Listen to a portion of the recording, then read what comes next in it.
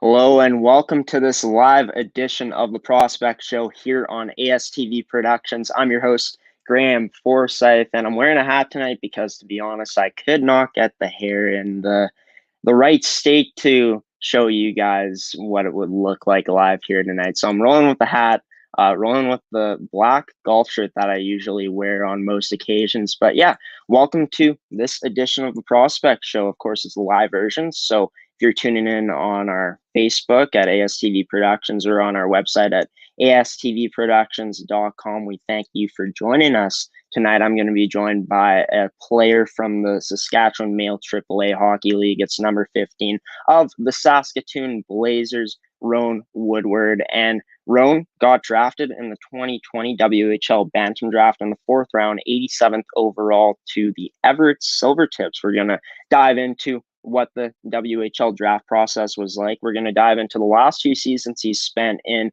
the Saskatchewan AA Hockey League at the U15 age group with the North East Wolfpack, where he put up an outstanding 100 points in 31 games last season, one of 5 players to crack 100 points. And we're also going to dive into this season that he had, unfortunately, not being able to play any more games in the Saskatchewan Male AAA Hockey League with the Saskatoon Blazers. And we're also going to dive into some fun facts as well. So stay tuned, stick around for this edition of the Prospect Show. If you want to ask Roan a question for yourself, be sure to comment on our Facebook stream and ask him a question. Roan will happily answer that question for you. But welcome in now, number 15 of the Saskatoon Blazers in the Saskatchewan Male AAA Hockey League, number 15, Roan Woodward.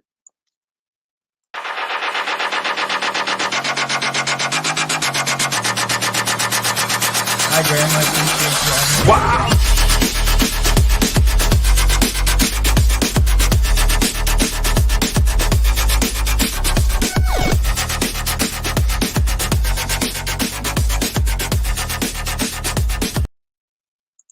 Joining me now is number 15 of the Saskatoon Blazers, Roan Woodward. And Roan, how are you doing on this lovely Friday night? I'm doing good. I should have wore a hat just like you. My hair's not too good either, but happy to be here. Thanks for having me, Graham. Yeah, no problem, man. And I think it matters a bit more for me than it does for you because I do host this show. But you know what? It's okay. We all have messy hairs sometimes, and you know I'm assuming that you didn't just get out of bed. I'm assuming you've had a pretty busy day of just doing school, maybe doing some workouts and stuff. Yep, I had school all day today. I do 3 classes in school, so I'm in school from 9 to 3, and then I got from the gym joining the show on messy hair. Yeah. Awesome. And I do know that your internet is a bit slower, so my apologies to everyone watching if you're excited watching this show if we do have to cut it short. But we're going to try to get in some good stuff here. And actually going to start off by talking to you about this. I found out by looking at the Everett Silvertips website that they posted like 5 fun facts about you, and one of those facts is that you're related to Chris Kunitz, and that's actually your second cousin. So how cool is it knowing that you're related to a 4-time Stanley Cup champion? It's pretty awesome. I think in the family there's a lot of good hockey players and a lot of good athletes, and Chris Kunitz, he's always been a role model for me and somebody I can look up to. Yeah, he's on my mom's side, and yeah, he lives in Regina, so I've got to see him a couple times down there, and that's been nice. That's awesome, man. For you going through the WHL draft process, for you aspiring to make it to the NHL someday, how nice has it been to have a guy like Chris Kunitz as your role model, a guy that has won 4 Stanley Cups? Yeah, it's obviously just awesome to be able to look up to somebody like that and just have somebody who can coach you through the process and everything like that. So yeah, it's been great to just be able to look up to a guy who's, won 4 Stanley Cups and's been through the NHL, all the processes, drafted in the NHL high, and just a great winner and just knows what to do on and off the ice. So it's been great. Yeah, and I think one of the coolest things for him, I mean, besides winning those 4 cups, is playing alongside, I think, probably the greatest player of our generation for us that have grown up watching in the 2000s and the 2010s, Sidney Crosby, which is pretty unreal to play like with a player like him. But, for you, just talking to Chris, has he given you any insights to just what it takes from his perspective to make that jump to the next level? Kind of just, it's the basic thing that everybody says, it's just hard work and determination. You have to put the work in off ice as well as the work on ice. And yeah, he's just talked about like certain workouts to do and stuff like that. So it's been a good role model and a good coach for me. And we're going to show some of the workouts that you've been doing recently during these COVID times. But just speaking about winning, and for you personally, I mean, I had a chance to look at those 5 fun facts about you on the Everett Silvertips website, and it says that you have provincial medals in hockey, baseball, cross country, and swimming. So just for you to be playing in all these sports, whether it be hockey, baseball, cross country, or swimming, you name it. It's just how grateful are you to have won provincial medals in just not only one sport, but all 4 of those sports? Yeah, I think it's awesome. Obviously, an awesome opportunity to be able to have the opportunities to can be able to compete in all those different sports, and my parents pushing me all throughout, and I wouldn't have been able to do it without my parents along by my side. The everything's been a long drive, and they're willing to take time off work and just support me through it. Ever since I was probably 6, 7 years old, I started swimming at a very young age, and swimming was kind of one of my main training aspects towards becoming a good conditioned athlete and a good hockey player too. So, and then baseball, I baseball pitcher. I think I played 2 seasons. We won back-to-back provincials in I think tier 2 and tier 3. So that's been great as well. In cross country last year, I managed to get a silver medal in cross country. I didn't have a ton of time to practice and stuff like that, but kind of throughout my training life with the running and stuff, I was a highly ranked track athlete coming into this next year. Obviously, might not happen just because of COVID. Track season's coming up in a month or 2, and I hope for that to continue. I have some of the best ranked times and stuff coming up for track, and just somebody who's pushed me along my journey throughout hockey and everything was my running coach here in Nip. When I'm up 3-4 times a week running with her in the streets of my hometown, and she's just been a great role model for me to stay conditioned and stay up to date with my health and everything like that. She helps me even when I'm tired in the mornings and stuff like that to get me out and running with her, and she's pushed me a long way throughout my track and cross country career. Well, that's great. And to have someone like that to rely on, someone like that to kind of look at for guidance, I think that's so huge. And, you talk about swimming, how you think it's been a huge part of your life as just, getting that conditioning down as an athlete. Just in terms of all sports, just looking at swimming, would you say that swimming is probably the maybe one of the most underrated sports to, in your opinion, work on that conditioning and translate into all other sports? Yeah, for sure. I mean, growing up, I had a lot of friends, saying, swimming's not a sport or, and stuff like that. But swimming it's super hard, and competing at it was speed swimming. So at the speed swimming level, it's all the right things to prepare for hockey and stuff. You have to have the nutrition, the hydration, the practice beforehand. You can't just go in there and wing it. But I won back-to-back years provincial titles in swimming in 2 different age categories. So swimming's been a bit, and I still swim to this day, but not as I don't compete anymore. I just do it for cardio just because it's so good for upper body strength and, some lower body as well. Yeah, for sure. And I think you got to educate your friends and say swimming is definitely a sport. I've swam before. I took Yeah. swimming lessons, and it definitely is probably one of the hardest sports that I've played in my lifetime, or that I've Yeah, participated in, I for sure. guess. But yeah, just Yeah. going into cross country, what have you found that from that has been the biggest benefit in your over from cross country to hockey, and just the things you take away from that sport and translate into hockey? I think definitely cross country has taught me a whole new side about myself and running in general. I learned through cross country to a whole new side of pushing myself and what it really feels like to be dog tired. And,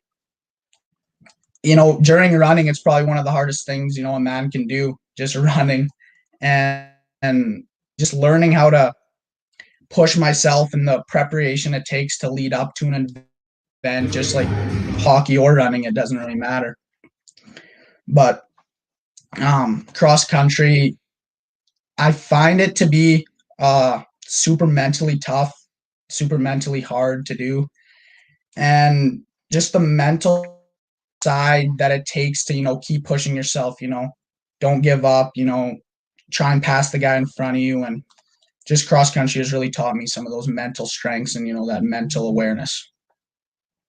Yeah, and I think more and more, especially with how much awareness is put on mental health nowadays, I think that the mental side is maybe even more important than the physical side in sports, because if your mind isn't there, you're not going to be ready to go on the ice. So it's Exactly. great that it's great that you've had a chance to really experience those things and learn how to push through the adversity out there when you're running in cross country. But let's move over to baseball. Just same question, basically. Just what have you found has helped you the most in baseball translating over to hockey? I would say the most thing that transferred over was just the hand-eye coordination.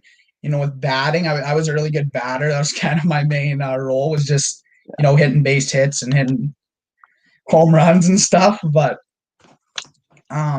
baseball it's not obviously as um, physically hard as say swimming or running, but it's just another sport that takes mental toughness, and it's almost the same as hockey. Is if you're going to be good at baseball, you have to put in the time and work and everything to be at the field batting and throwing and practicing and everything like that. So baseball's taught me a lot of things about just who I am, as well as spending time with friends was a main part of baseball for me, is being with some of my close buddies back home. And yeah, but probably the most transferable thing into hockey and stuff would just be the hand-eye coordination.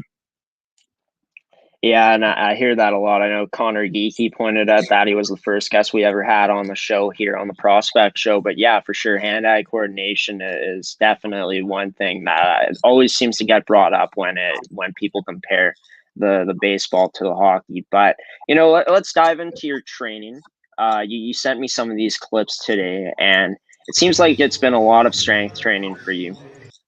Just working on Yeah. some pull-ups here. Just the clips are going to roll along, but just I noticed that, in like, of course, you've been following the guidelines, wearing the mask and stuff like that in gyms. How odd is it just wearing something on your face when you're doing workouts like this? Is it something that you notice, or something that you've kind of gotten used to and it's just kind of second nature wearing it? Well, I guess almost a year later, it's something I've gotten used to, and it bugs me a little bit. For some of these clips, I have my mask on, but at our gym here in Nipawin, we're wearing masks basically all the time. And it's sometimes hard to see. I've just gotten used to it, wearing it all day, every day. Yeah, for sure. And I think that it's crazy that you bring that up. I think that a lot of people kind of forget that it's just like over a year ago now that COVID has come into our lives. Yeah. So it's crazy how fast time Yeah. has flown by. But just looking at the stuff, it's been a lot of strength training for you, it seems. I mean, you were working on some explosiveness with the box jumps. Just has the strength training been the biggest part of just your focus of the off season training, or just your training in general, with you being it's listed here that you're 5'10", 163 pounds. Do you feel like you putting on more weight, getting bigger, is going to be the biggest factor in you making that jump to the next level? Put on a lot more. I'm about 180, between 180 Wow. and 175. So Yeah. I put on a lot of mass over this, break in between like those weights on my elite prospectus from the start of the Saskatoon Blazers season. So, within 2-3 months, I put on a solid 15 pounds just by getting in the gym and training. I think a lot of that strength training comes from my parents. I was bred right into it. Both my parents are bodybuilders, Yeah. and my dad competed at the national level, and he coached Olympic weightlifting for 10 years. So I was kind of bred into the gym, everything like that. My mom won a provincial medal in bodybuilding. My dad competed at nationals and everything like that. So I was bred into it, and kind of the gym has been a home for me, just with my parents pushing me every day. And the gym has been obviously hard. They know what they're doing with nutrition and stuff like that, which has helped me obviously gain those pounds that I need to compete with the hockey side of everything. So, but strength training has been probably the biggest thing for me. And then, running with my running coach too has been that cardio side to it and that foot speed. So I'm kind of getting the full package here right now. That's amazing. You got a running coach. Your parents have been huge influences to you in terms of just your dad being competing at bodybuilding tournaments, stuff like that. Just how huge has it been just to have parents that have experienced stuff like they have, and for them to pass on their knowledge to you?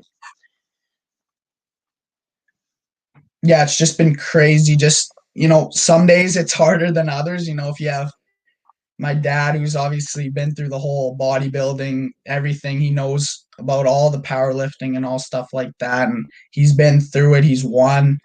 It's hard sometimes to train with him. I train with him a lot, almost, all the time. And he pushes me pretty hard, and it's obviously just helped me become a better player and everything like that, and stronger.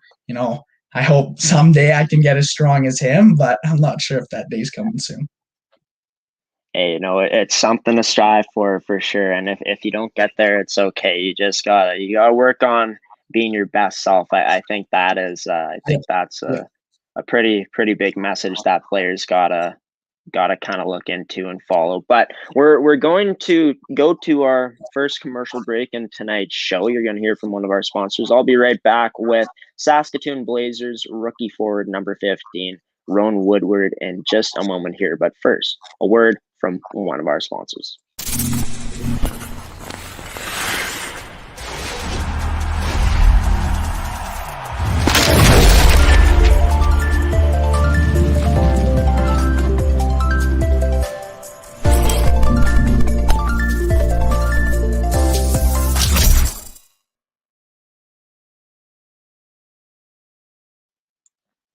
And back here on the Prospect Show with number 15 of the Saskatoon Blazers, Roan Woodward. And I was talking to Roan just about his, life, I guess, knowing Chris Kunitz, 4-time Stanley Cup champion, his time competing in all these different sports like hockey, cross country, baseball, and swimming, winning provincial medals in those sports. And also we showed some clips of him training. So once the stream is over, you guys can go back and check him out, or maybe you can rewind on like our YouTube or something and check out the clips of him training. But some pretty good stuff. And Roan, I gotta ask you this question. It was listed on the Blazers, where I could find the Blazers information, that you're from Saskatoon. Is that where you're from, or are you from somewhere else in Saskatchewan?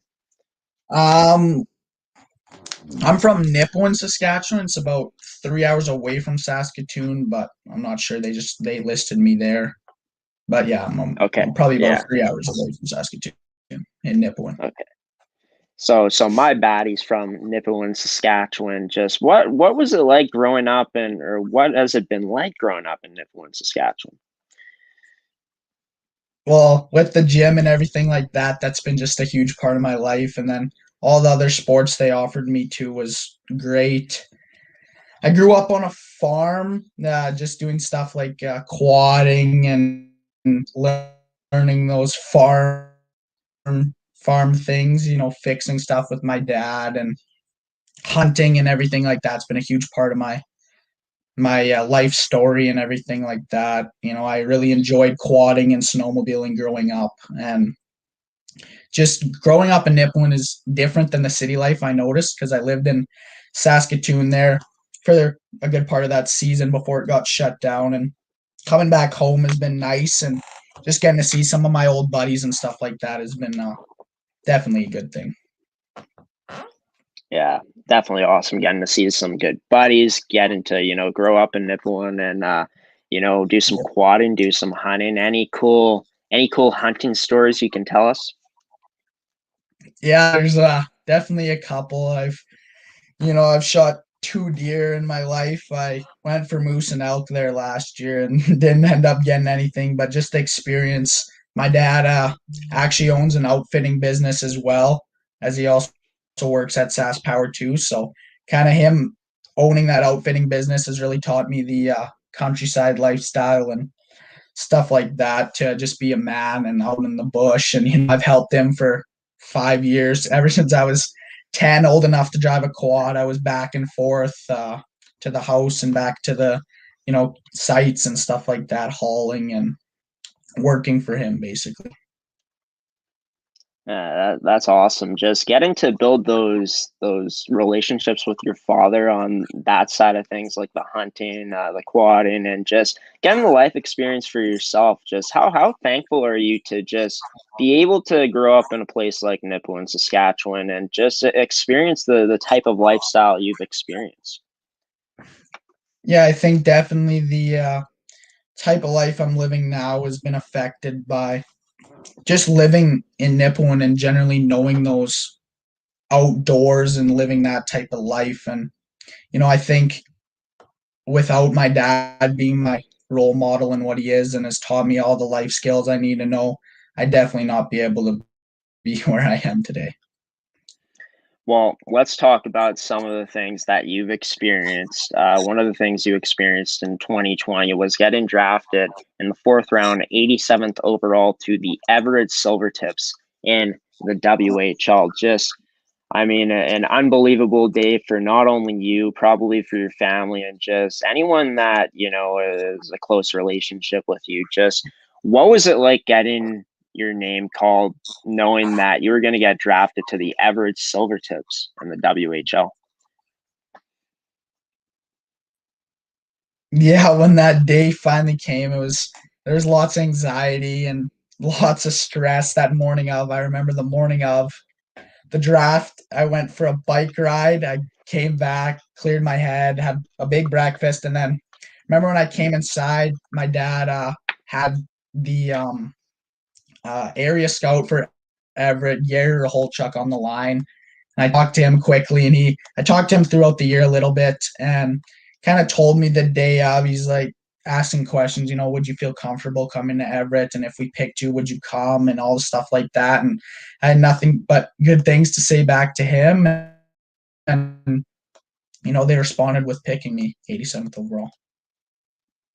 Yeah, amazing. Just, and I couldn't imagine for you going into this, with the type of season you had. I think you definitely deserved it. Just putting up 100 points in 31 games, just absolutely outstanding. But just what was the process like leading up to it? Like you said, you were anxious going into it, but what was the overall process like going into the WHL draft?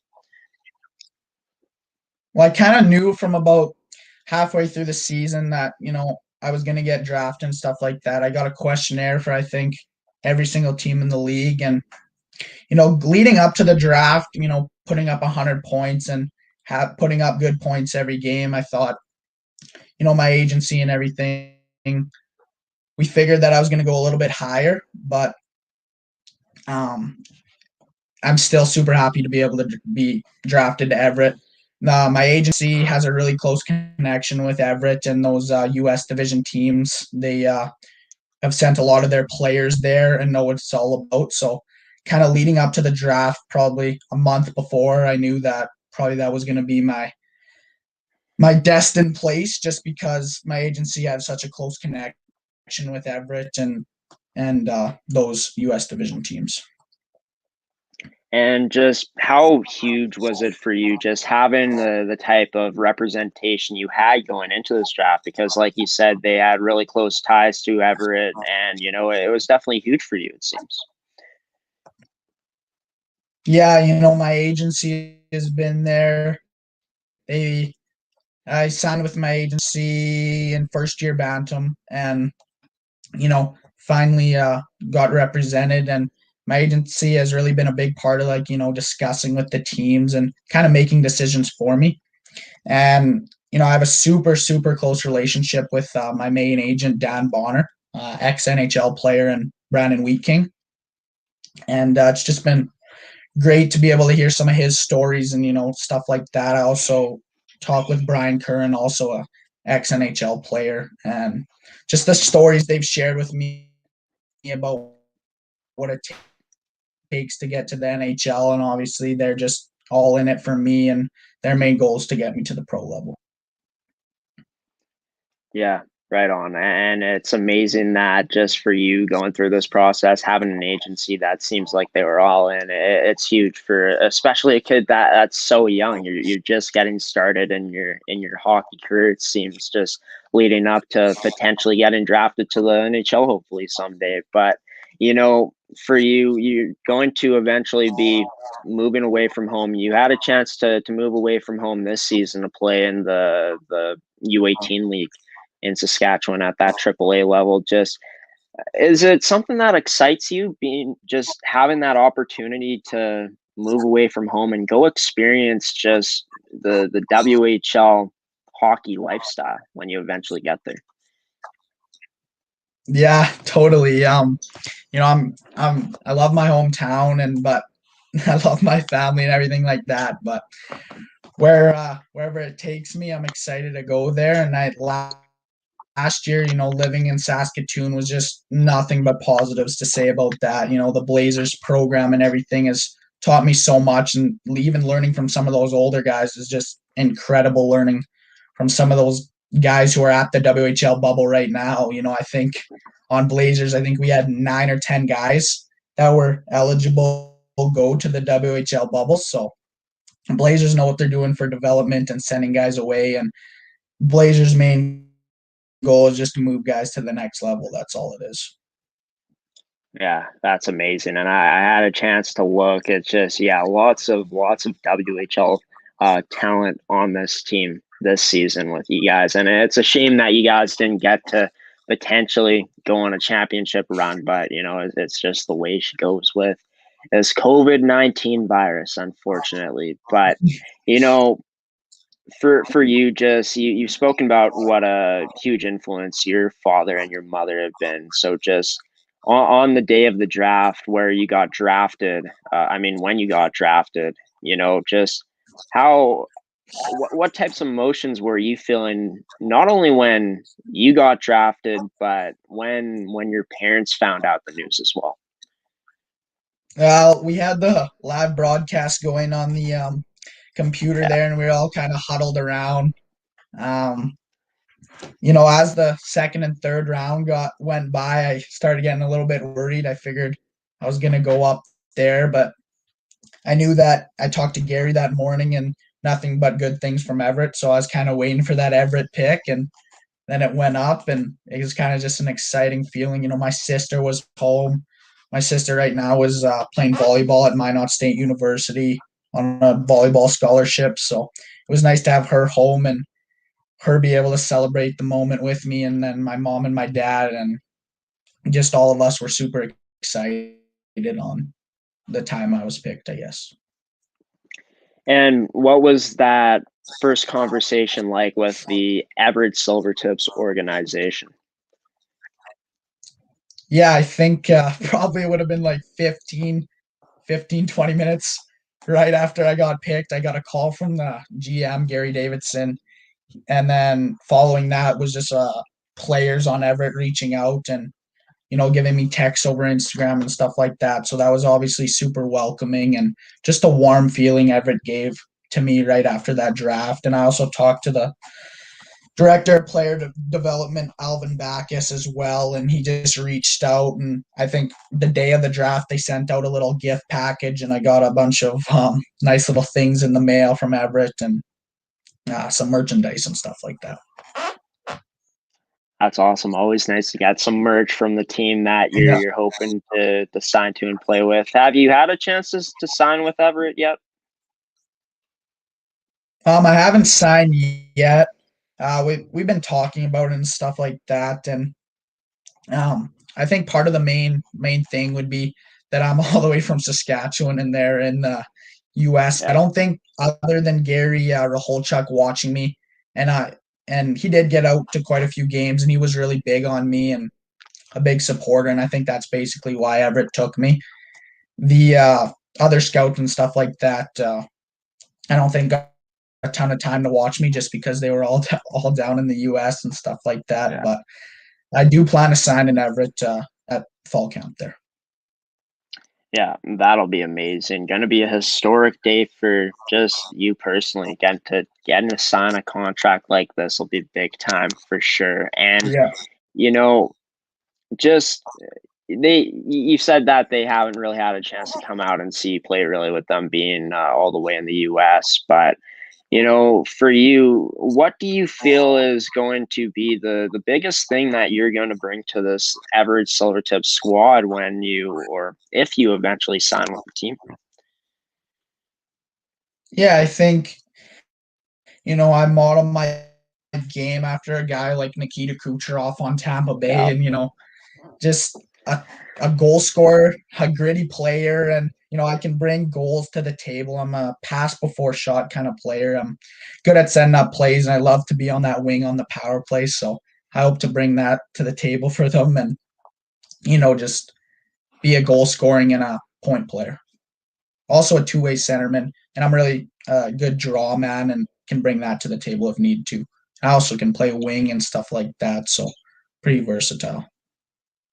Man, you're versatile. You pride yourself on being a two-way player, trying to put that puck in the net. I mean, just I saw that you said that you feel you pattern your game after Kucherov, and just for Kuch, I mean, he's got an unbelievable shot. Guy can pick a corner when he wants to. His hockey IQ is unbelievable, and just his two-way game is just as a winger is just pretty outstanding as well. Just would you say those are probably the biggest things that you model your game after Nikita Kucherov from? Yeah, I think Cooch there, I think the biggest thing that stands out for me would be just his shot in his hands. That's kind of my two main things. I don't got the hardest shot, but I can put the puck where I want to, and kind of just being able to put the puck where you want to is kind of the main thing on the power play for me, and putting up numbers and stuff like that. So Cooch is a great player, obviously not quite at his skill level or anything like that, but generally the same characteristics.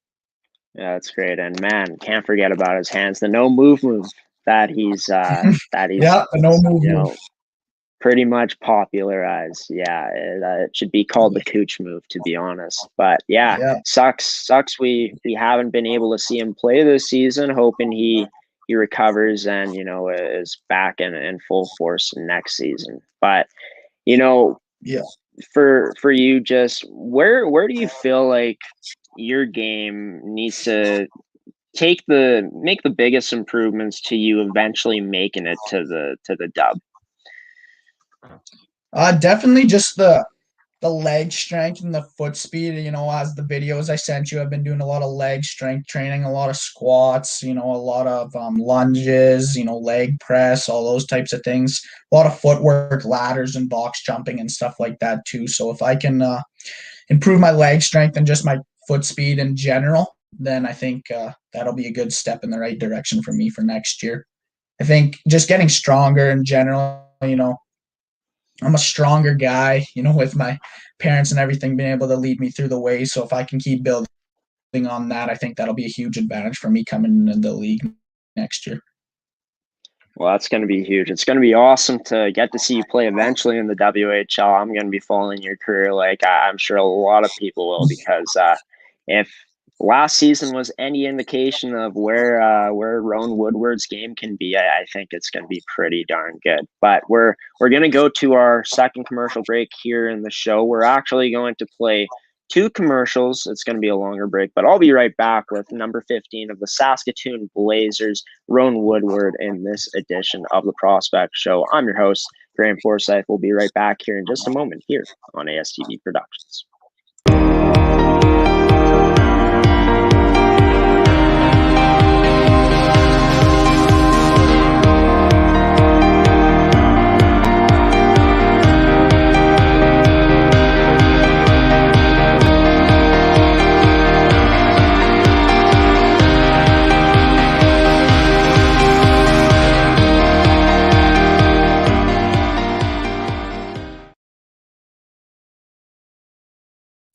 At Super 8 Winnipeg West, we have your comfort in mind, with free Wi-Fi and free daily Superstart breakfast.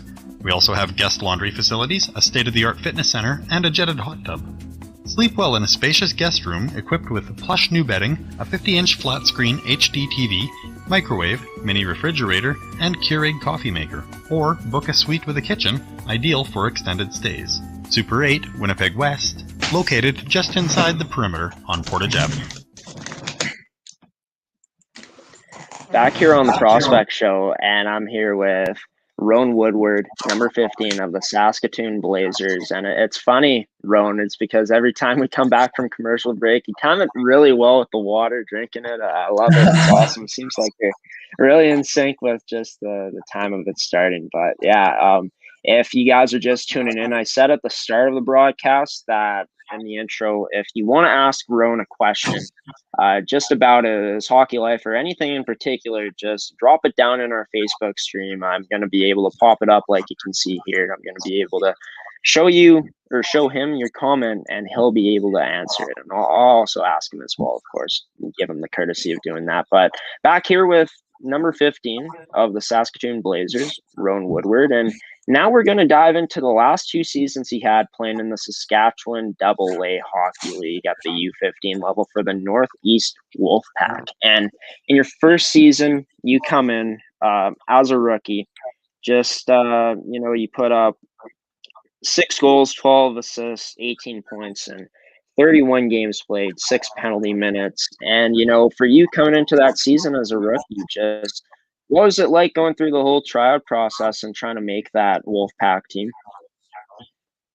Yeah, I think that first year our Wolfpack team was super strong, and leading up to that tryout, I was working hard in the gym, obviously not quite as hard as I am now, but just the workouts and stuff leading up to that, we had a very skilled team. Some of our guys are in the next step there at the Dub and stuff like that too. And just making that team was a big step for me to getting noticed, with the scouts and stuff. You go to some of those big tournaments, even as a rookie, there's lots of scouts and lots of stuff looking at some of those older guys. So I think that's a big part was getting on that team, just to get my feet wet with the league and stuff like that. I was hurt for part of the season, not at full 100%, and I would have liked to put up more points and get a little bit more ice time, but I was a rookie and just was getting my feet wet with the league. So you talked about how you were battling some injuries. Were you able to play the full season? I think I sat a couple of games out. There was a few there that I don't think they got, but battling injuries was just, I had some hip issues and stuff like that, and yeah, it wasn't full ice time and stuff like that just because of that. And I pushed through it though and got healthy in the summer. And you spoke about how in cross country you felt like one of the biggest things you learned is just pushing through with that mental strength. Just how big was it for you that season, being able to push through those injuries and building up that mental strength even more?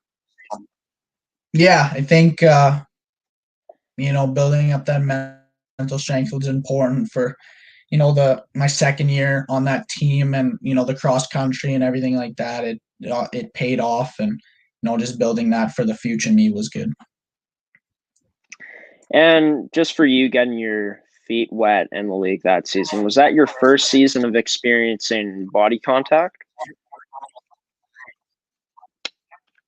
I think after the Pee Wee AA season, that spring team, I played spring hockey with the Saskatoon Huskies with a lot of my buddies who were on Blazers this year.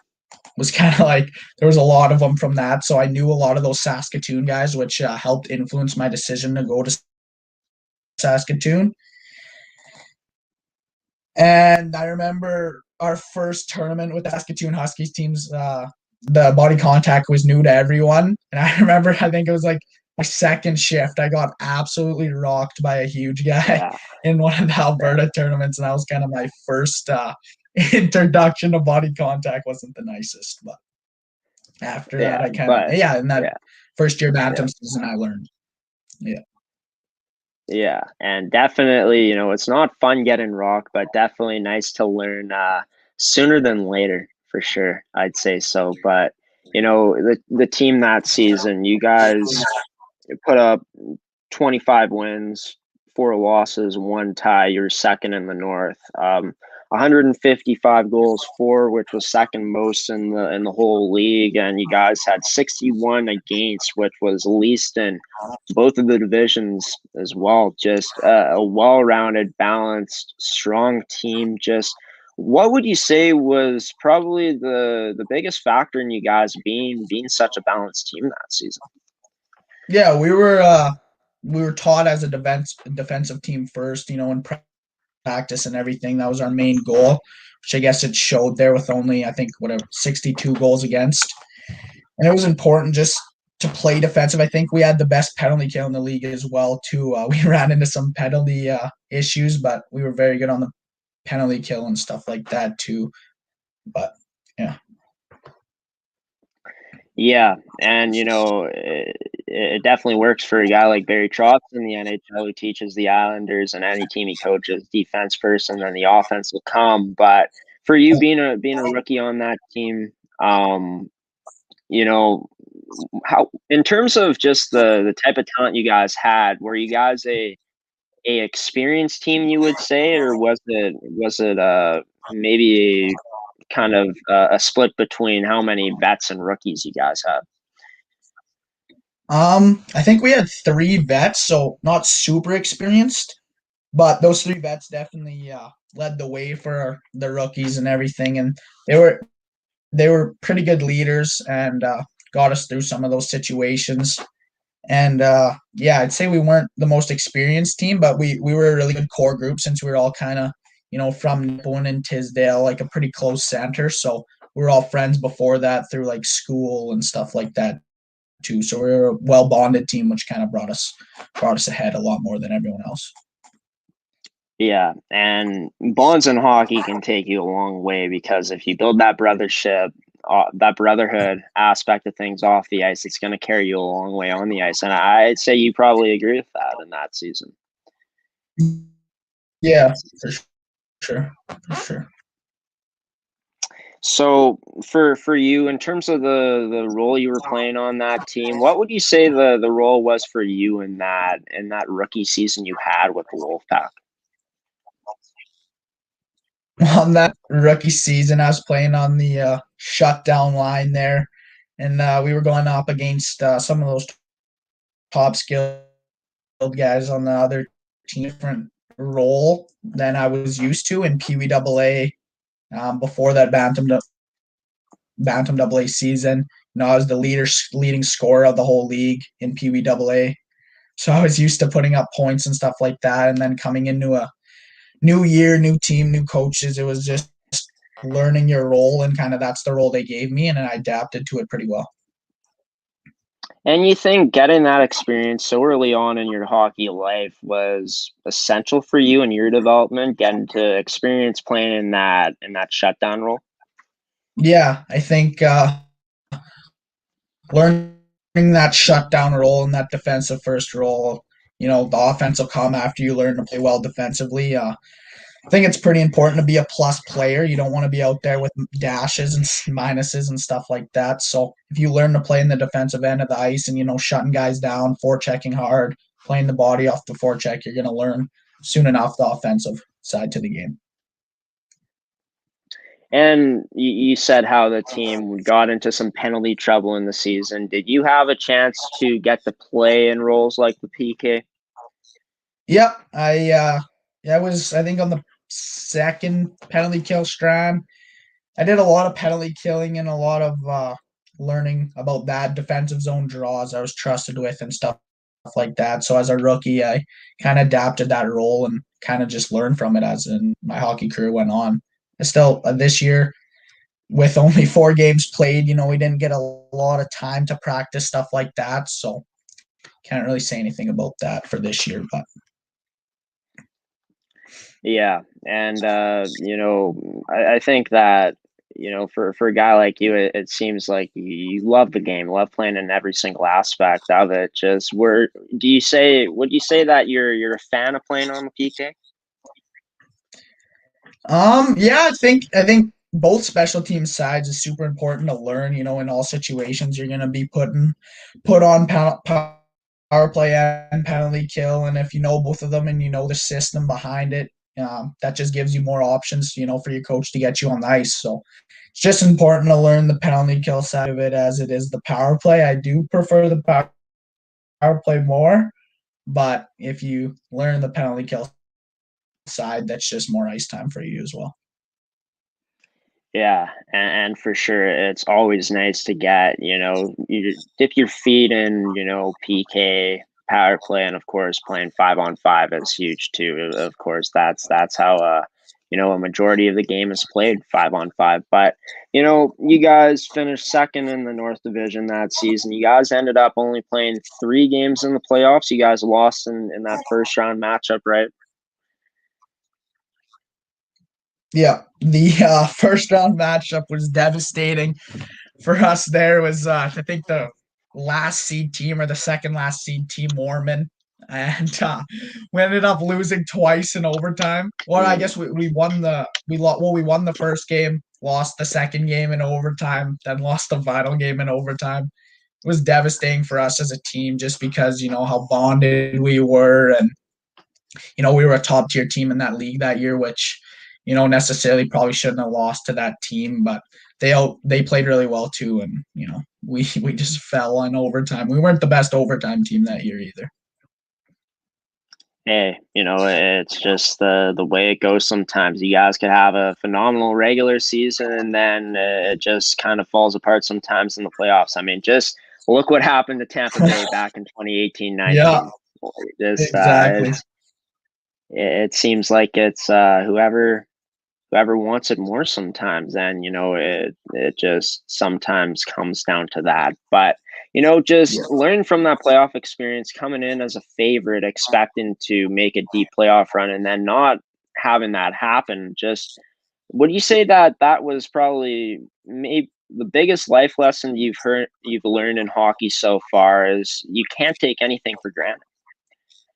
Yeah, for sure. I think our whole team took that playoff round for granted, and we learned from it as a group. And then it was very frustrating in the room and stuff. Just the tears in some kids' eyes that our close group was going to be broken apart because the season was over and stuff like that. But yeah, it was devastating, but we learned from it, and I guess all of our players are now moving on to the next level. Yeah, and for you, it seems like you came out of it pretty nicely, putting up 100 points in 31 games last season. A huge point boost production for you. One of 5 players in the league to finish with at least 100 points. Just for you coming in, first off, before the season even started, what was your main focus going into that season of trying to improve yourself, knowing you had a year of experience under your belt in the league? Yeah, I think after that first year, as soon as that ended, it was straight business in the gym for me. That's kind of between that season was probably my first year of really working out hard in the gym. And, my parents were, obviously they were teaching me stuff before about the gym and stuff like that. But that was kind of my first year that I really put work into it. And, that summer was a huge building year for me. I think I went from after that first year ban, I'm 100, just cracking 100 probably to 140 by the next season. So, I gained weight, I gained some muscle mass, and it was nothing but good things from there on. Coming into that year, I knew I had to be a leader. We only had another four vets. And just coming into that year, we knew as a leadership group that there was going to be a lot of rookies and guys that we had to coach along. And I think we did a pretty good job of that as our leadership group on that Wolfpack team the second year. Yeah, and that's insane how much your weight went up from just training and stuff like that. What did you notice was the biggest factor into you just putting on that amount of weight? I mean, it's just I'm assuming it's just hitting the gym, doing the weight stuff like that. But did nutrition play a huge factor in that as well that year? Yeah, totally. Kind of that year was the year I learned that sometimes you have to overeat and you have to, sometimes push yourself even when you're not hungry. I was eating every 2 hours, getting that nutrition into me, plus working out at least once or twice a day. Just getting into the gym at that young age, I thought was a big step for me to separate that gap between that first year Bantam and then that second year Bantam. Coming in, you took on more of a leadership role in that season. Did you wear a letter last season? Did you wear the C, or were you wearing an A, or were you not with the letter last year? Yeah, last year I had an A. It was kind of a split decision between me and the captain. We decided, I guess, to put him as the C, as I wanted to play more of a lead by example kind of role, and he was more of the voice in the room and stuff like that. But I think on the score sheet and stuff like that, I was more of a work harder player and lead by example. The coaches didn't want to put too much pressure on me. They wanted me just to go out there and do what my job was, which was to score goals and put up points. Yeah, and anytime you're able to wear a letter, I know it doesn't change a player's mindset, because if you're wearing a letter or not, you could be looked at as a leader in the room. And for you getting to wear that A, I feel like that was a huge honor for you still.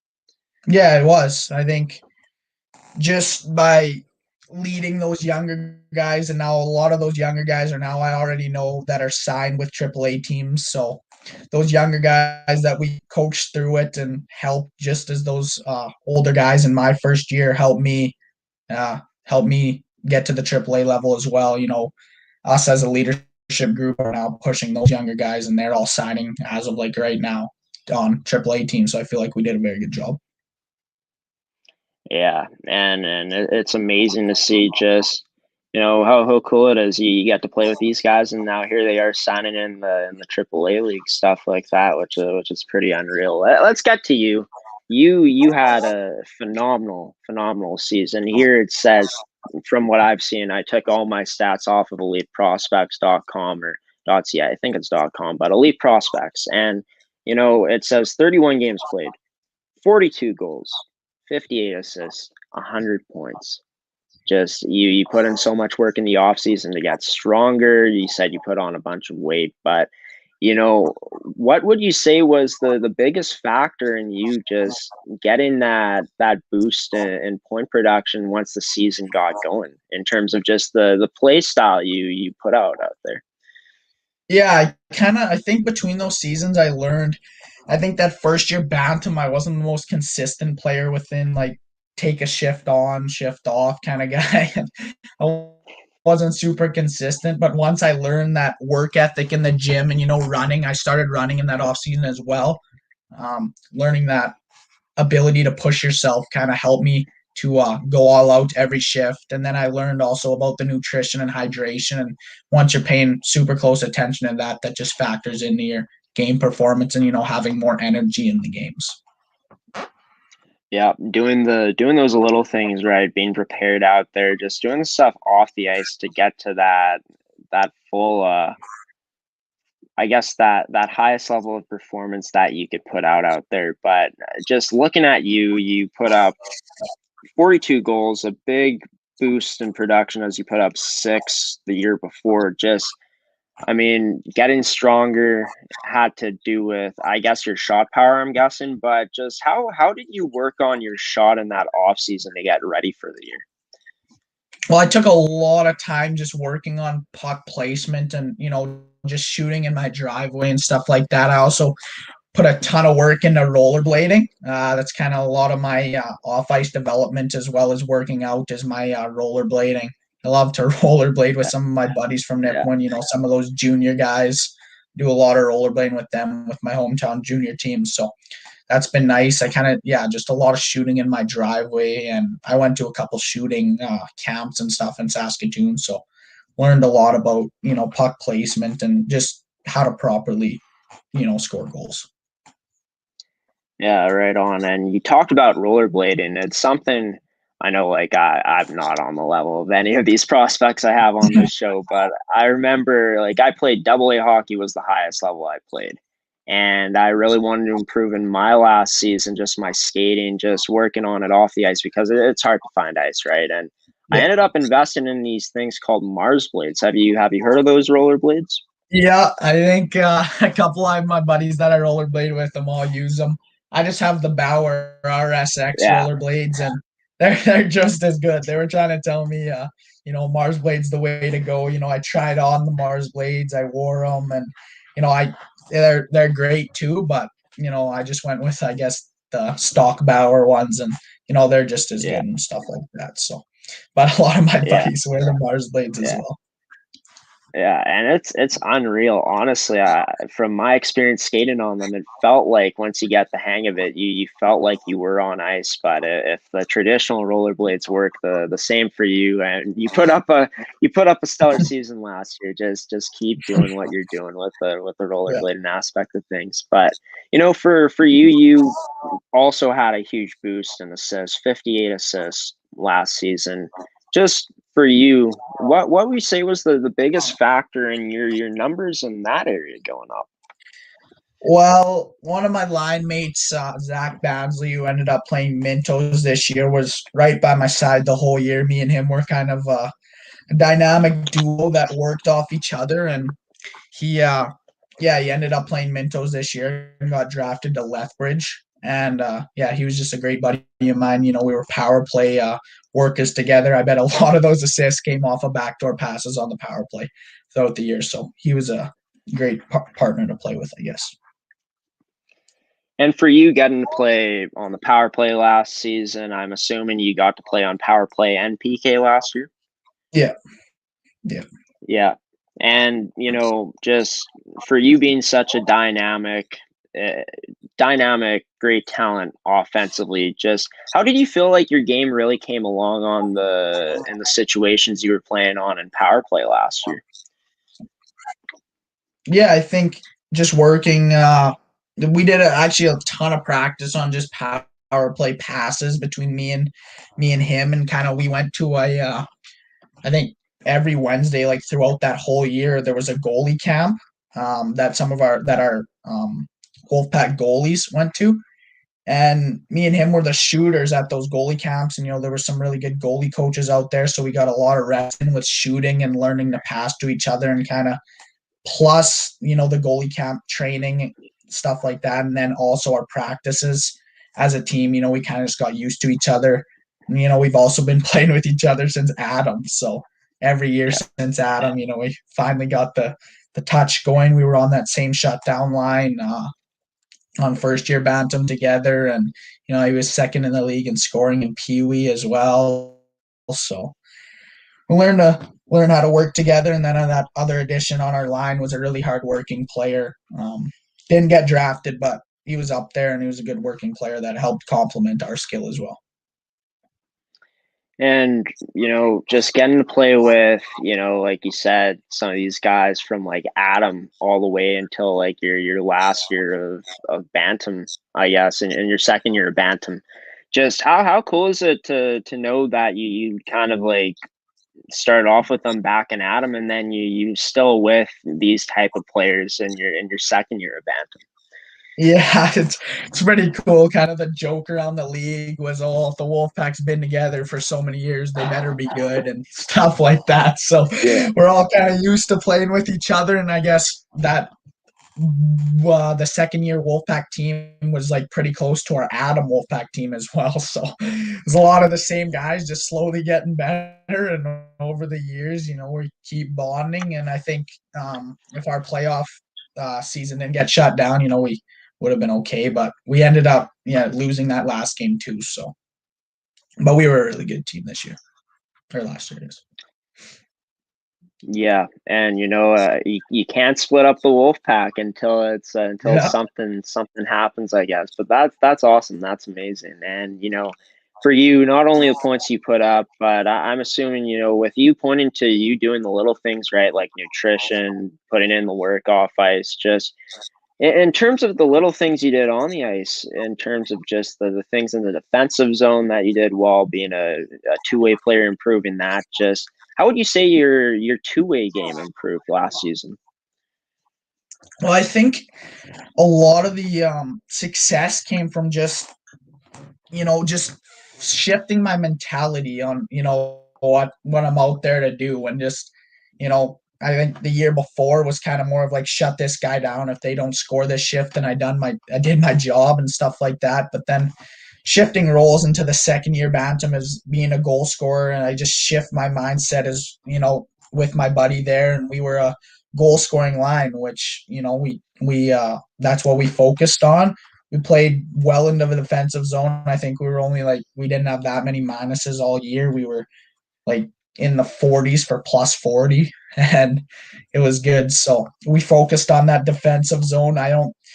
We won a lot of defensive zones. I did a lot of tie-ups in the D zone with my two wingers there, and we were usually able to break out really well. So kind of just working on those draws was a main part for me. You get possession off the draw, it's offense from there. So just working on switching mindset and, winning those draws was an effective part for me.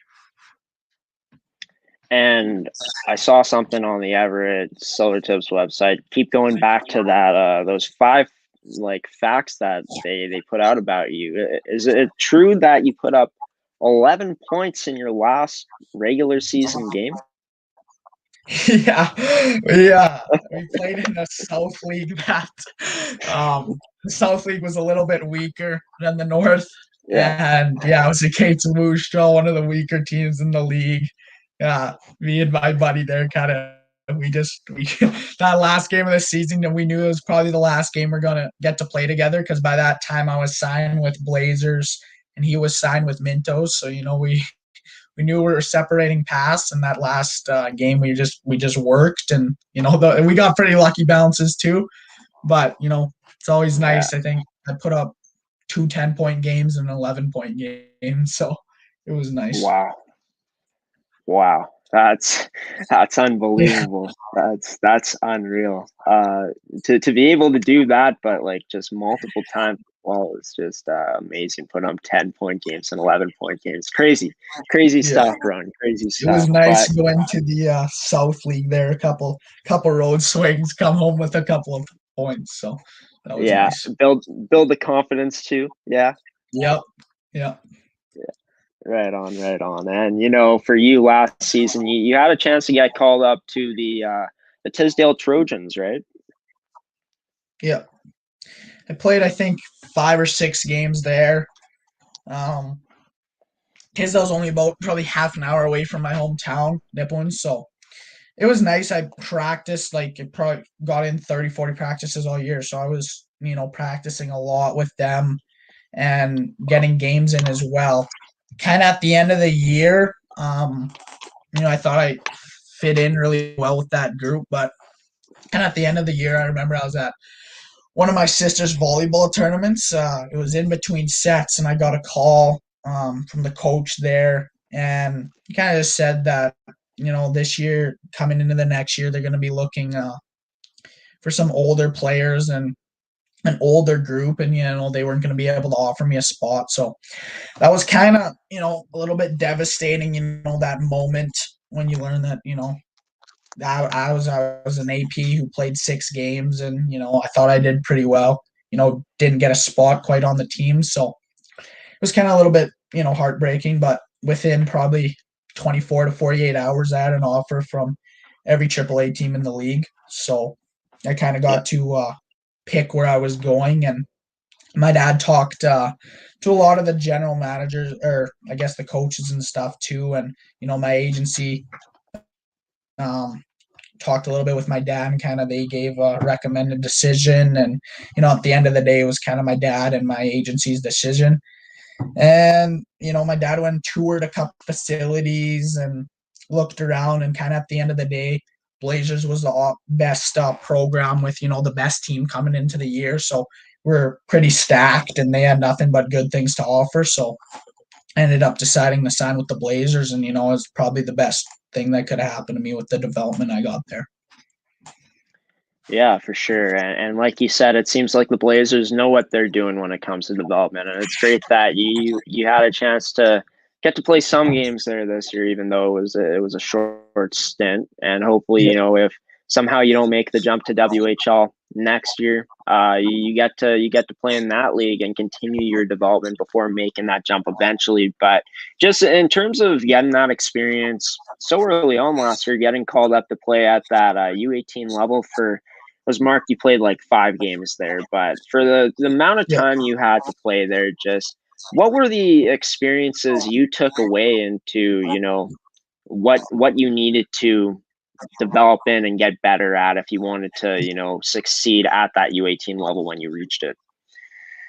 Yeah, it was kind of, a shock that first game, jumping from dropping 10-point nights, against some other teams in Bantam, and then making that step to that AAA level was just, it was a bit of a shock and a little bit almost scary. I remember my first game I played there with Tisdale. We were playing, I can't remember.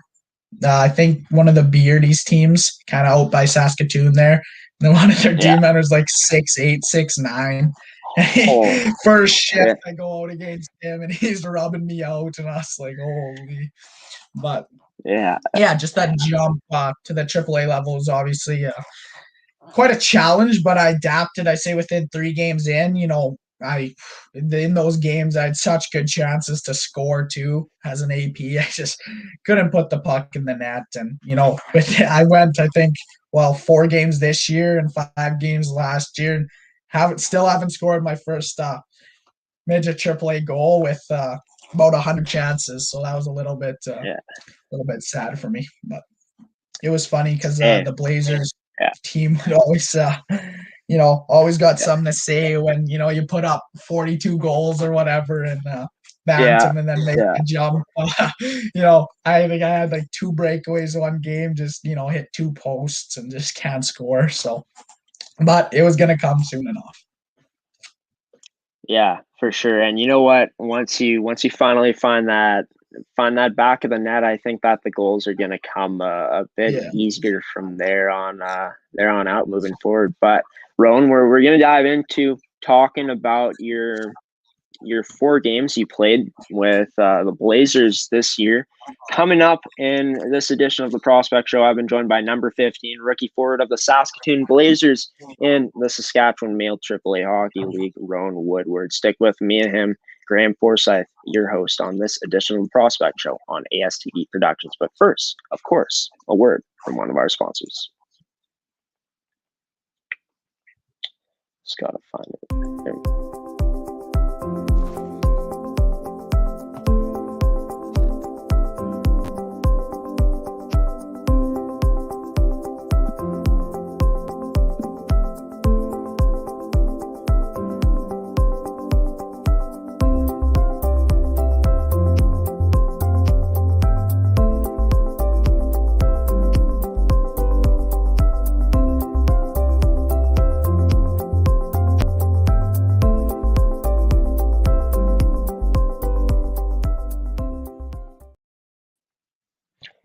back here on the Prospect Show with number 15 of the Saskatoon Blazers, Roan Woodward, and he's a rookie forward for them this season. Only got to play 4 games, unfortunately. Unfortunately, that league won't be playing any more games this season, and it was kind of expected with the way COVID's been going with minor sports here in Canada. But, you know, there's still some time. If you guys are on our Facebook live stream, you guys can throw in a comment in the comment section. I can pull it up like so. This is just an example question, and I'll be able to read it to Roan, and Roan will be able to ask you the question. So here's a chance for you guys to ask a WHL prospect, a highly skilled, highly caliber player of his skill set, a question that you might have always wanted to ask a prospect in the WHL. So we're going to move on now. We're going to talk about your time this year with the Saskatoon Blazers, and just what was it like getting to sign with that team? Last season when you found out after that you weren't going to be playing with Tisdale and they weren't going to sign you. Yeah, so kind of right after I heard the information from Tisdale, I started doing my research and a lot of looking and talking to players and coaches and stuff like that. And within, a week of, searching around, the Blazers, explain how their team is going to format and stuff like that. And it just looking at the players and stuff, there's really nothing, you couldn't deny the Saskatoon Blazers with the stuff they had to offer and the players they were getting. So it was kind of like a kid on Christmas, because after I signed, it was just they started adding just those top players and they were coming in. It was like, holy, we're going to be good. And, it didn't end in a very fortunate way with only being able to play 4 games with that squad. But I think we bonded as a group within that, 2 months we were together. We bonded so well, and it was just so sad that, we weren't going to be able to continue the year with how close that group was. Yeah, and you guys were in a division with a team like the Saskatoon Contacts, who is also a very stacked team this year. I mean, they I believe they had Kaylin Lind, if I'm not mistaken. Is that correct? Yeah, they had Kaylin Lind. Yeah, Lind, Yager, Height, yeah, Berkeley. Yager, Height, Berkeley, just all these guys that are pretty sensational, and it seems like you guys added a lot too. It's just you guys have, I'd say the exact number, but there's just too many players to count of who's been drafted to WHL franchises and players that are listed on WHL teams. Yeah. But just how cool is that to know that you had a chance to play around a bunch of this talent this season for the amount of time you had to play. Yeah, it's just, those players like the Catton and Height and Yager and Lynn, you've been playing against them since Adam, you know who they are, you played spring teams with them, and, you're good friends with them. So it's funny to know that, on paper you match the Blazers with the Contacts, and it's just like both teams are stacked. And, that one game we played against them, we ended up winning that game. And that was probably one of the funnest games, I played, just playing against those guys, just the chirping your friends on the other team and, just having fun between those two groups. And yeah, just the Blazers and the Contacts were the 2 top teams, and it was fun to watch to play in that one game we got to play against them.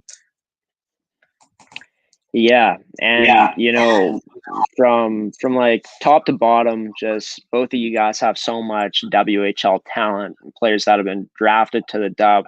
Just in that game, you guys ended up beating them 4-3. It was the last game that you guys played as a team in the season. Just what would you say was the biggest strength in your guys' team in matching up with that Contacts team?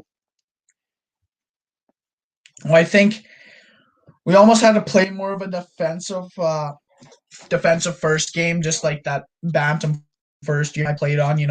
We played defensive first, just like, our coach Scott Sisson preached, defensive first, offensive come. And we were a skilled enough team to score goals. We had the leading goal scorer last year, Holden Dole.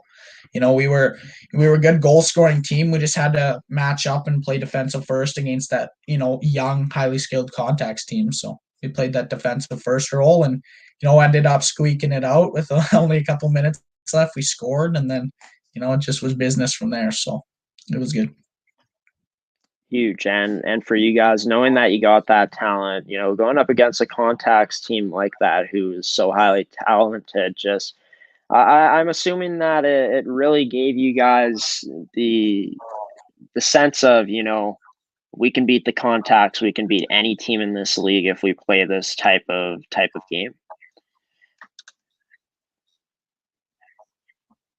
Yeah, I think both the contacts and us we both knew how important the game was. It wasn't a secret that the contacts and the Blazers were highly skilled, and that this game is going to be pretty fun to watch. So with only certain amount of tickets available to buy to go watch that game, I think it was like not even a quarter capacity. It was only like friends and family of two teams. Each team got like 20 fans, and then just a couple public tickets were sold too, but that game was sold out like the morning of the game at like 7:00 at night. So everybody wanted to watch that game, and it was a pretty special night for me too.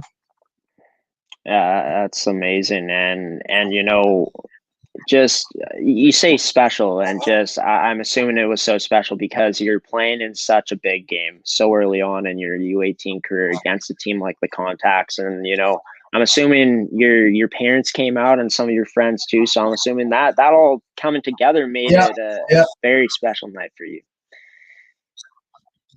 Yeah. And the parents are all super good friends from the spring teams we've all played on. That top Saskatchewan 05 group has been together for a while, and the parents making bets and stuff like that. So it was a pretty special night, just with all those the parents that I know really well from the guys on Contacts too that I've played with, and just chirping me and having fun like that. So it was pretty special. That's awesome. That's great. And, talking about just the fans that could attend this year, obviously not like usual, just how different did you find it knowing that there wasn't going to be the traditional amount of fans in the stands this year? How did that, in your opinion, impact the game out there as a player playing? Yeah, it was a lot of more self-motivation and team motivation. You don't have those fans yelling and screaming and motivating you to play harder and stuff like that. But I think we played the Contacts in that SAAHL Center, which is a huge, WHL size rink. Yeah, you score a goal, you can't even hear the fans cheering. So it's a lot of self-motivation, just your teammates motivating you too as well. So a lot more just on yourself of how to prepare yourself for the next shift and how to motivate yourself to be able to play at your best. For you started off the season with an assist in the first two games. So an assist in the first game and an assist in the second. You didn't put up any other points after that. But just for you coming in as a rookie, putting up 2 points in 4 games, I feel like that's pretty respectable, especially being a rookie coming into a league like this where you're going up against some older talent, of course, guys that are 1 year, 2 years older than Just for you, how did you feel that your play was, how you felt you were able to go out and, put up some production this season?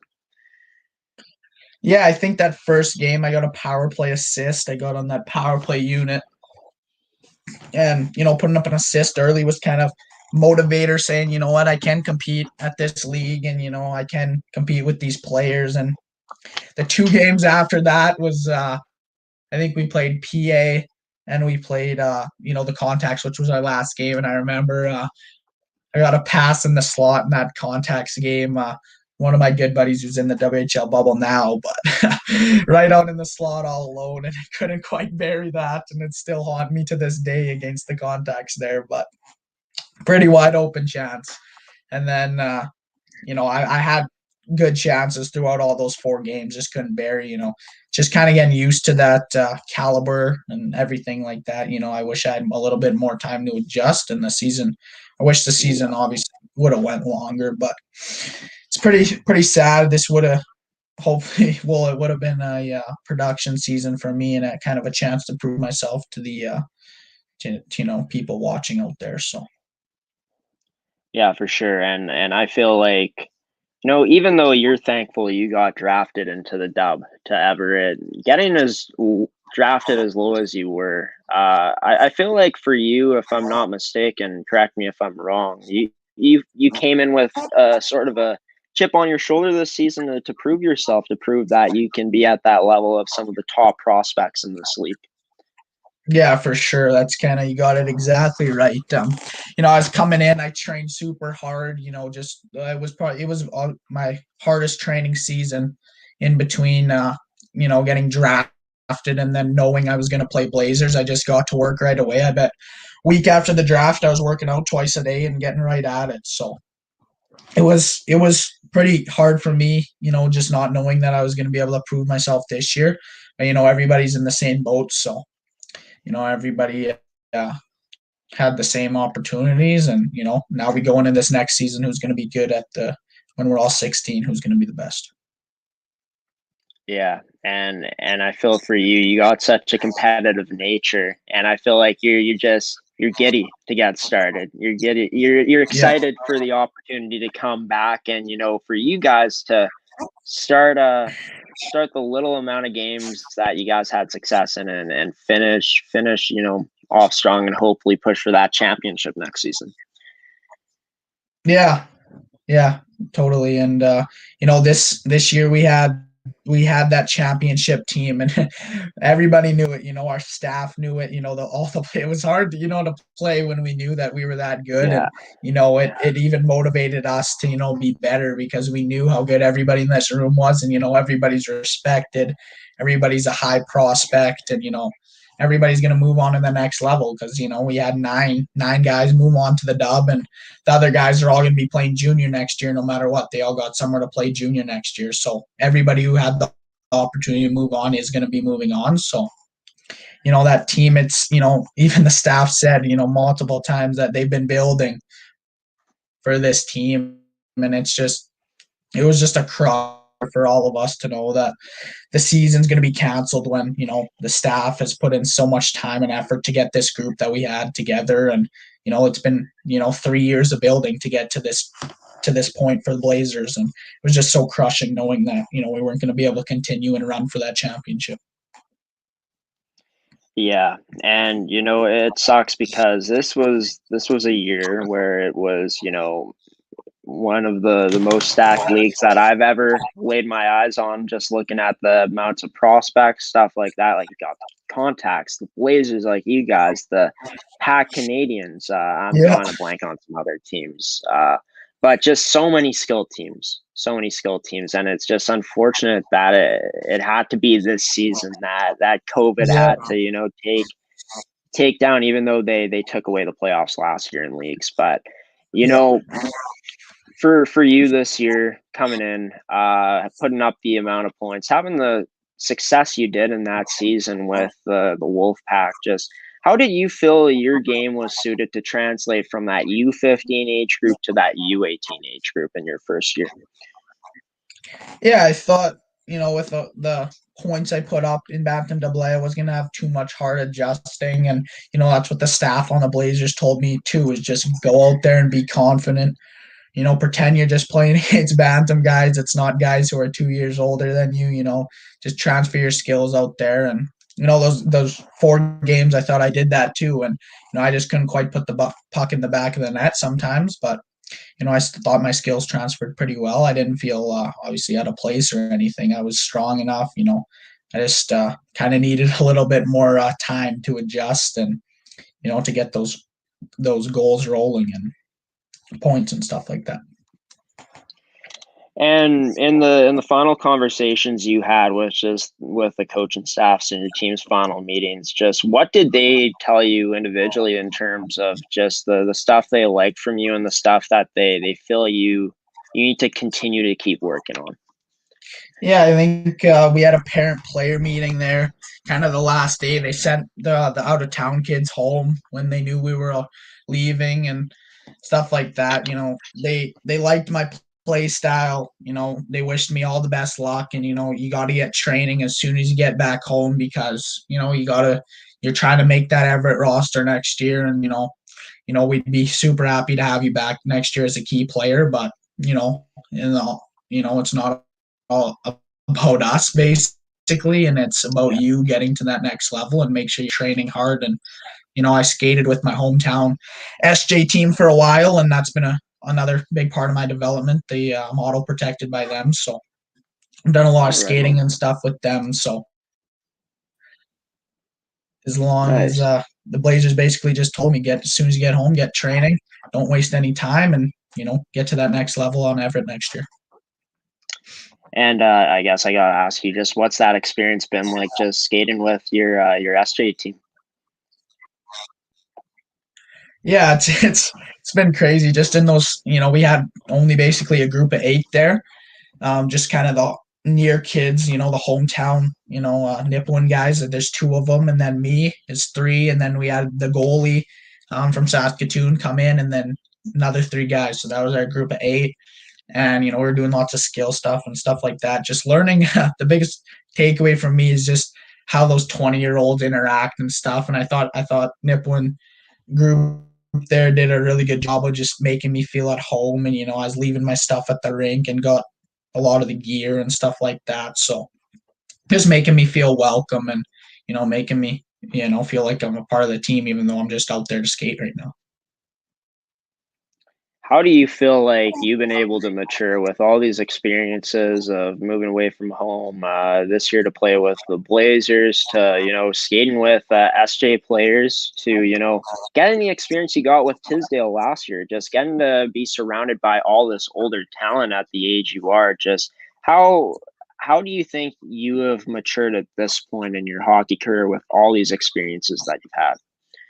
Yeah, I think for my age, pretty mature and mature enough to keep moving on throughout. And last year I did a lot of spending time on my own. I lived me and my dad rented a basement suite, and a week on, week off, he'd work away. So I spent a lot of time on my own, learning those basic life skills of cooking and cleaning and doing your laundry and all those life skills you need to know when having your schedule all set out. Because with Blazers, even though it was COVID, we were super busy, with skates after school. You go, some mornings we'd have yoga sessions in the mornings, which I thought was actually super great. It was Pilates and yoga in the mornings. Some guys didn't like it, but those sessions were actually really good for development and stuff like that. So some mornings, we'd be up at 6 a.m., going to yoga,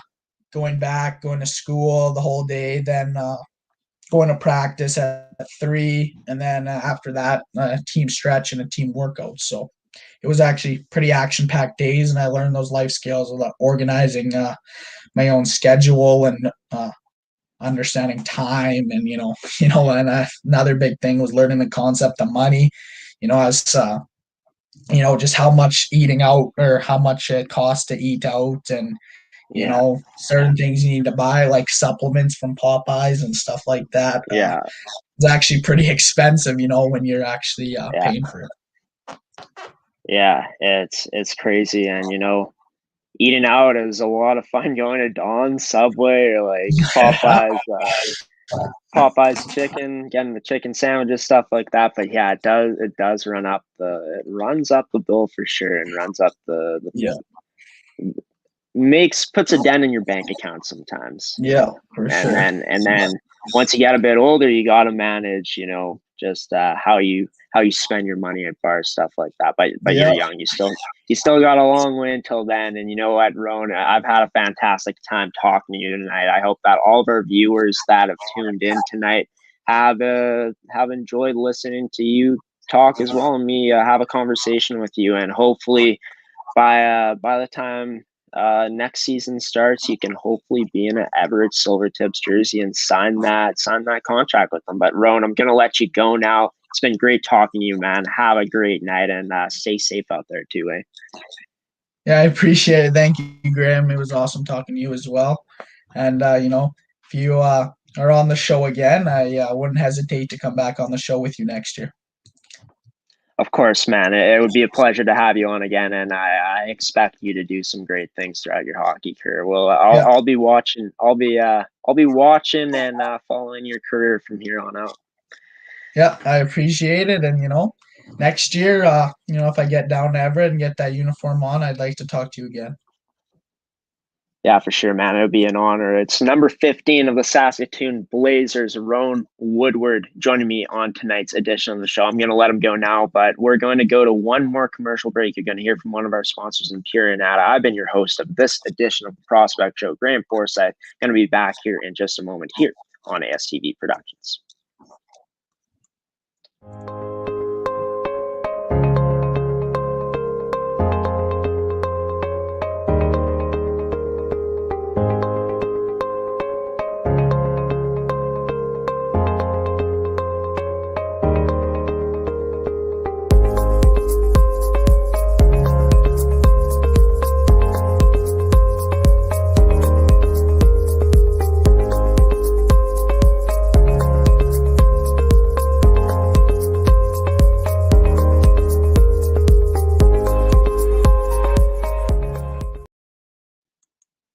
And back here for one final time on tonight's edition of the Prospect Show. It was so much fun getting to talk with Bright, and I think a rising star. You're going to be hearing a lot about him in the WHL when he eventually makes that jump, or if not, in the Saskatchewan Male AAA Hockey League. It was number 15, Roan Woodward of the Saskatoon Blazers, joining me tonight. Special thanks to him for joining me on tonight's show and being the guest. Special thanks to all the viewers who tuned in live. If you want to tell your friends, anyone about tonight's show, be sure to tell them to check it out at check out the Prospect Show at ASTV Productions on Facebook and our website on astvproductions.com. And also a special thanks to all the sponsors that I played their commercials in tonight's episode.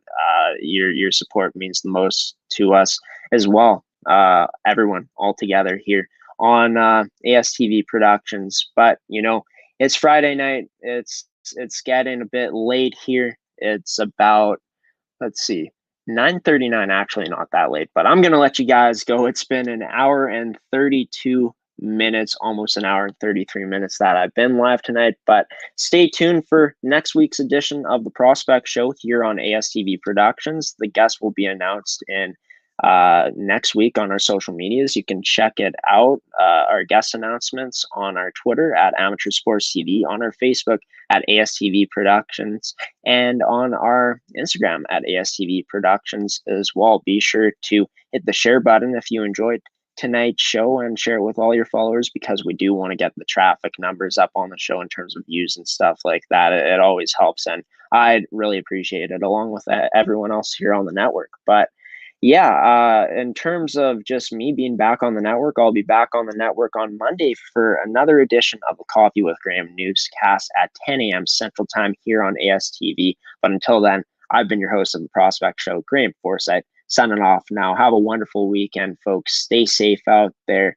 Enjoy it with your family. Get down and watch some great sports too. Get to watch some great sports too. March Madness, Sweet 16. Kicking off on Saturday, which is tomorrow, I believe. So that's going to be some great stuff. Great action in the NHL and some other sports as well. The men's Frozen 4 is also kicked off too. And there's probably some other great sports too. But that's enough of me rambling. I've been your host, Graham Forsyth, signing off now. Have a wonderful weekend, folks. Stay safe. And until next time, I'll see you later. Cheers.